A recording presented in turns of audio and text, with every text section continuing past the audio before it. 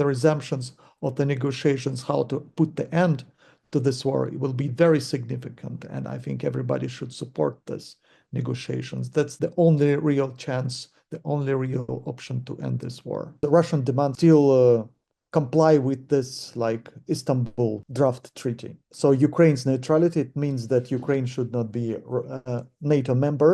Russia wants like on paper guarantees. Russians were also saying about like a possibility of a separate treaty between Russia and NATO. So they wanted guarantees, like broader guarantees, that NATO will not accept new countries from the post-Soviet states. The second block is security, and it's security guarantees to Ukraine and security guarantees to Russia. The third block is territories. Of course, it's very complex also and very controversial issue for both sides. The next block is so-called demilitarization.